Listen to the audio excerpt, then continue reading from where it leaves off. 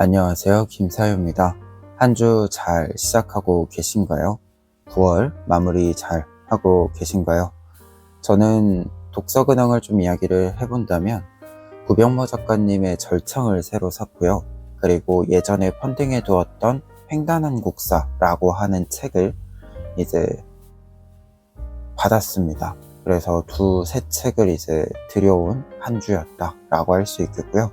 지금 이제 절창은 읽고 있어서 조만간 소개를 드릴 수 있지 않을까 이렇게 좀 생각이 듭니다. 그래서 독서 근황을 좀 이렇게 간단하게만 오늘 이야기해 보고요. 오늘 영상은 9월 북리스트입니다. 그래서 9월에 소개한 책들이랑 9월에 읽은 책들을 좀 함께 정리해보는 시간을 가져보려고 하고요. 그래서 먼저 좀 소개했던 책들을 톱파보는 시간을 잠깐 가지고 그 다음에 이제 또 다른 책들, 새로운 책들을 소개해 보도록 하겠습니다. 그러면 먼저 소개했던 책들에 대해서 다시 좀 요약을 해보도록 하겠습니다. 소개했던 첫 번째 책은요, 이금희 작가의 슬픔의 틈새입니다. 출판사는 사계절입니다. 단옥과 단옥의 가족이 사할린으로 넘어가서 해외 동포로 살았던 삶의 이야기를 담고 있는 역사소설입니다. 굉장히 고증이 잘 된 작품으로 실제 사할린 동포 1세대와 그 이후 세대들의 가족으로의 모습을 시대별로 선명하게 보여주고 있습니다. 특히 정체성 그리고 정책과 관련해서 여러 다양하고 복잡한 입장들이 있는데 이 모습들을 하나의 소설 안에 잘 모아주고 있어서 굉장히 좋은 역사소설이었다라는 느낌을 받았습니다. 두꺼운 소설이기는 하지만 잘 읽히고 그 안에 새롭게 알 수 있는 여러 이야기들이 있어서 권해드리는 책입니다. 두 번째 책은 폴륜 작가의 별집과 꿀입니다. 출판사는 엘리입니다. 디아스포라를 다룬 소설집이고요. 총 7편이 수록되어 있습니다. 조국이라고 부를 수 있는 공간을 떠나 여러 시대, 여러 상황의 사람들을 다룹니다. 예를 들어 역참의서라는 작품에서는 임진왜란 이후 조선과 에도막도가 외교관계를 회복하면서 발생하는 사건을 다룹니다. 굉장히 독특한 시대와 배경을 가진 소설들이 포함되어 있어서 다양한 입장을 생각해 볼 수 있는 소설집이었습니다. 그리고 잔잔한 문체가 긴 여운을 남겨주는 작품이기도 했습니다. 세 번째 책은 박건호 선생님의 내 방 안의 역사 컬렉션입니다. 출판사는 휴머니스트입니다. 110점의 유물이라고도 부를 수 있는 수집품들을 바탕으로 여러 역사와 조금 더 세밀한 에피소드들을 다루고 있는 책입니다. 쇼츠 형태를 첨부하는 느낌으로 만든 책이기 때문에 한 편 한 편 가볍게 접근하기 좋은 구성을 가지고 있습니다. 그리고 이야기들을 읽다 보면 보통 마주하게 되는 사건들이더라도 자주 보던 사건이더라도 생략되어 있었던 내용들이 복원이 되어 있기 때문에 당시 시대 그리고 그 시대의 사람들에 대해 더 깊이 이해할 수 있는 부분들이 있었습니다. 그래서 가볍게 역사책 한번 도전해보고 싶다라고 하신다면 추천드립니다. 네 번째 책은 김지원, 민정홍의 문해력 격차입니다. 출판사는 어크로스입니다. 텍스트 문해력을 구성하고 있는 요소는 무엇이고 그 요소들이 어떻게 작용을 해서 문해력을 회복시킬 수 있는지에 대해 여러 이야기들을 깔끔하게 정리해둔 책입니다. 그래서 읽고 나면 우리의 독서에 필요한 것은 무엇인가에 대해 상세히 알 수 있는 책이었습니다. 그리고 1부와 2부로 나누어져 있는데 1부에서는 조금 더 문해력과 관련된 이론적인 이야기를 한다면 2부에서는 실천적인 방법들, 우리가 문해력을 향상시키기 위해서 회복시키기 위해서 필요한 실천적인 방법들을 소개하고 있어서 여러 방면에서 도움이 되었던 책입니다. 다섯 번째 책은 나오미 베런의 다시 어떻게 읽을 것인가 입니다. 출판사는 어크로스입니다. 앞서 소개드렸던 책과 같이 소개드렸던 책이고요. 텍스트 문해력뿐만 아니라 다양한 플랫폼, 매체 형태가 개발되고 있는 상황에서 우리는 문해력에 대해 어떤 변화를 맞이하게 될지, 그리고 어떤 준비가 필요한지 정리해둔 책입니다. 메타 분석 논문 형식의 책이기 때문에 여러 연구와 사례들을 확인해 볼 수 있는 책이었고요. 다만 이 메타 분석이라는 특징 때문에 책 자체가 조금 두꺼운 면도 있고, 뭔가 하나로 딱 정리가 된다라기보다도 여러 이야기들을 좀 이렇게 통과해 본다 라는 의미가 있는 책이어서 앞서 소개드린 책과는 조금 결이 다르게 느껴지실 수도 있겠다라는 생각이 든 책이기도 합니다. 이제 새로운 책 소개해 드려 보면은요, 첫 번째는 무경 작가의 부디 당신이 무사히 타락하기를 입니다. 출판사는 나비클럽입니다. 4편의 이야기가 들어있는 추리 미스터리 소설이고, 화자는 자신을 악마라고 이야기하며 사람들의 영혼을 어떻게 타락시켜서 취했는지에 대해 이야기를 하는 책입니다.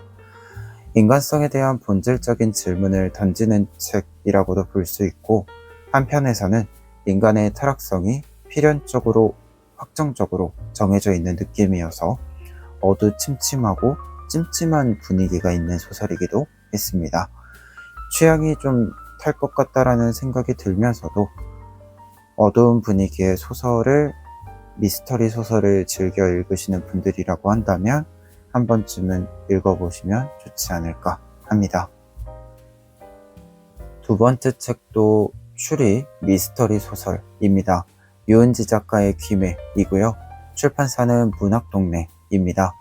귀매란 귀신과 도깨비 사이의 무언가, 영혼 등이라고 할 수 있습니다.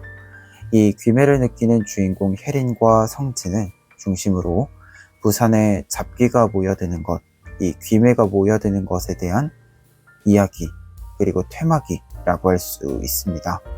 긴장감 있는 영화 같은 느낌의 장편 소설이었고, 2000년대 초반에 나온 작품이어서 클리셰적인 측면에서는 되게 정형적인 작품이었긴 하지만 예상외로 빠른 전개와 긴장감으로 재밌게 읽은 소설이기도 했습니다.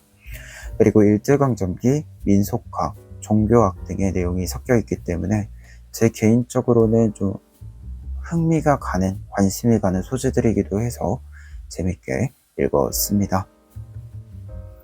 세 번째 책은 신종원 작가의 습지장례법입니다. 출판사는 문학과 지성사입니다. 관을 늪에다가 수장하는 전통을 가진 가문의 이야기입니다.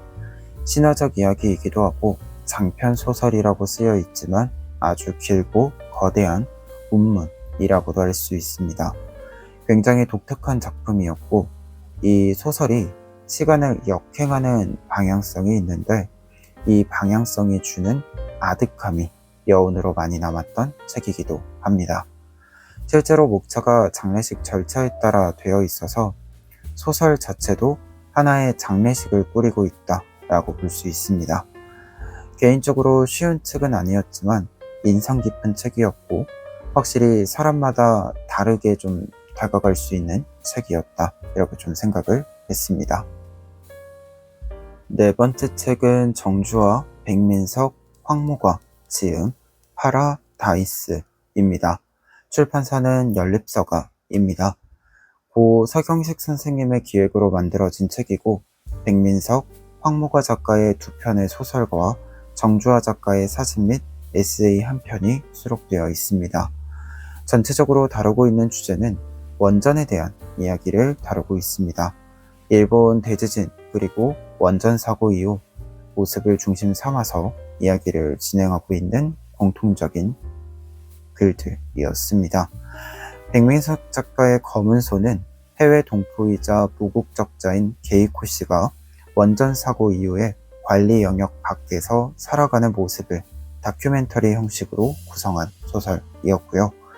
황무가 작가의 마지막 숨은 원전 사고로 수명이 영원에 가깝게 늘어난 소들이 주인공이고, 이들이 지내는 곳을 낙원, 이라고 부르는데 이곳에서 발생하는 죽음과 관련된 이야기입니다.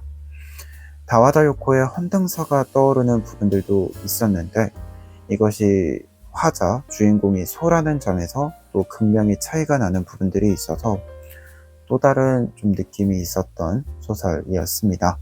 그리고 정주하 작가의 에세이의 경우에는 이 두 작품이 시작하게 된 배경을 잘 보여주는 작품이자 우리가 원전에 대해서 생각을 할 때 어떤 점에 대해서 좀 문제점을 발견하게 되는지 알 수 있었던 에세이였습니다.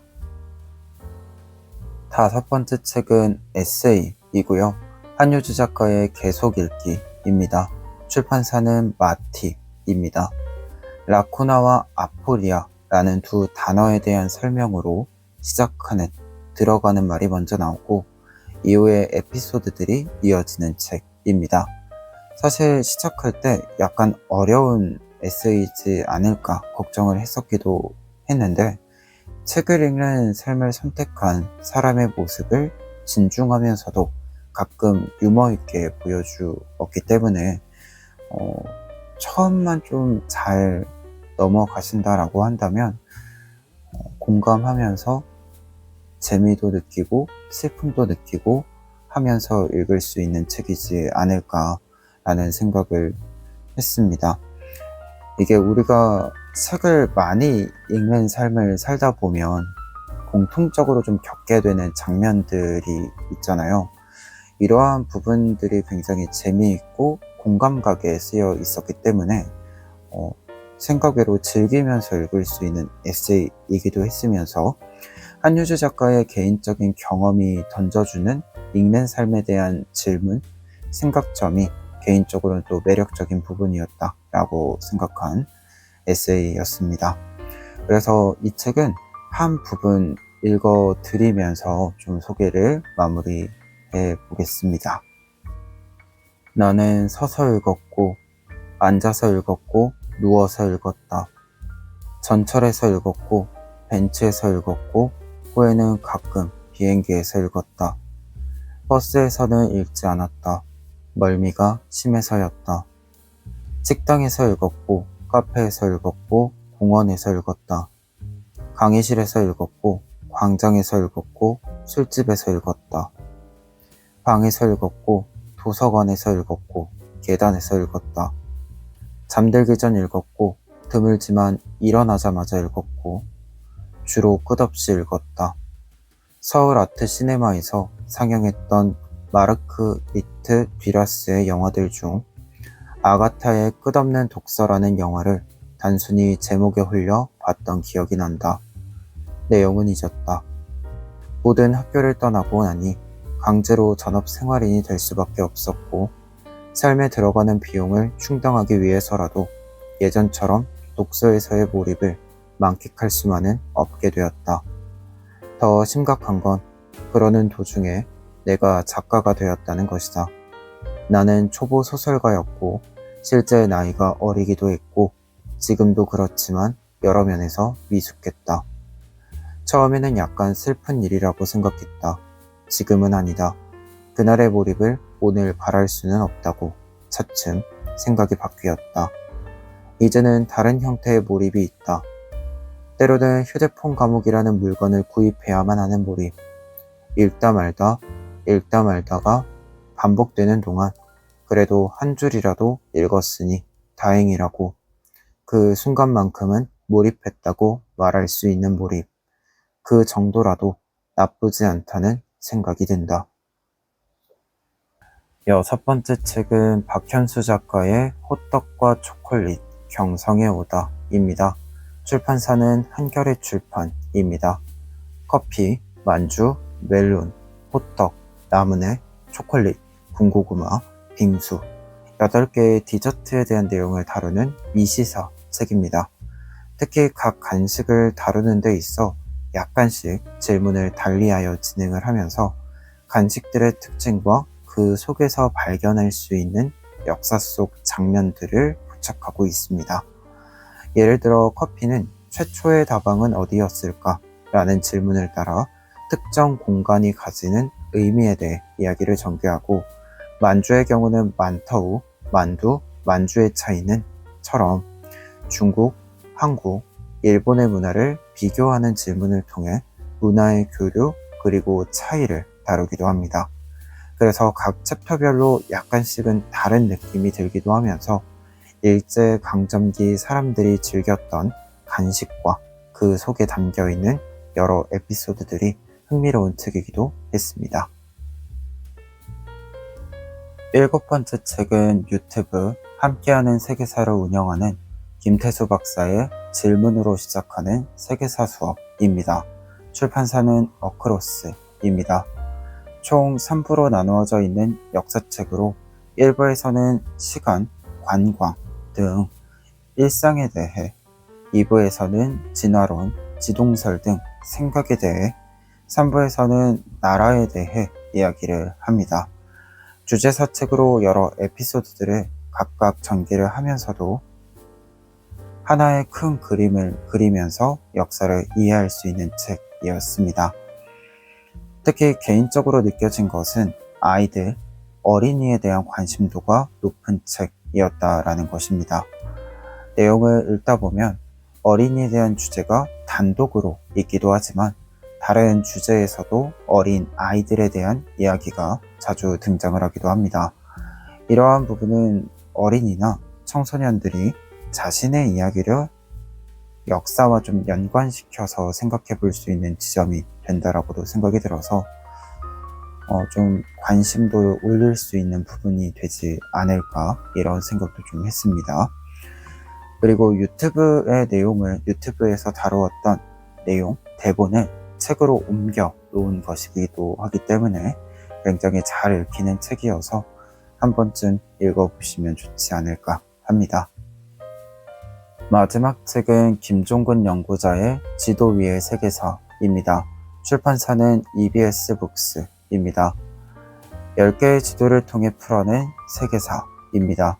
지도가 단순하게 정보만 담고 있는 것이 아니라 그 당시 사람들이 세계 혹은 지구와 우주를 어떻게 이해하고 있었는가에 대해 알려준다는 전제를 기반으로 하여 지도를 직접 읽는 작업과 지도 제작에 담겨져 있는 여러 배경들을 일목요연하게 정리해주고 있는 책입니다.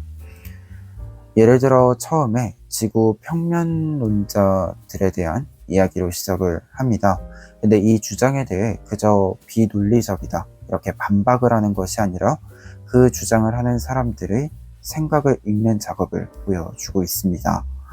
이 과정이 굉장히 유의미한 과정이고 태도여서 초반에 조금 더 몰입하게 읽게 된 부분들도 있었습니다. 그래서 이처럼 타인을 읽는데, 그 시대의 사람들을 생각하는데 지도를 활용해서 조금 더 세밀히 들여다보는 책이었습니다. 그리고 독자들이 내용을 정확하게 좀 읽고 지도에서 직접 확인할 수 있도록 여러 장치들을 마련해주고 있어서 굉장히 좋았던 책이기도 했습니다. 그래서 간결하면서도 알찬 지도에 관한 역사책이었습니다. 오늘 총 13권의 책 소개해드렸습니다. 접근하기 쉬운 책도 있고 어려운 책도 있는데요.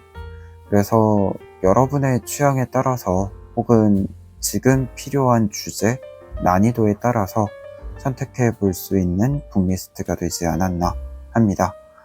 그래서 관심 가시는 책 있으시면 한 번쯤 시도해 보시길 권해보고요. 그리고 여러분들은 또 9월에 어떤 책을 재밌게 좀 유의미하게 읽으셨는지 댓글로 남겨주시면 10월에 제가 또 읽어보도록 하겠습니다. 그러면 오늘 영상은 여기까지이고요. 저는 다음 영상으로 또 인사드리도록 하겠습니다.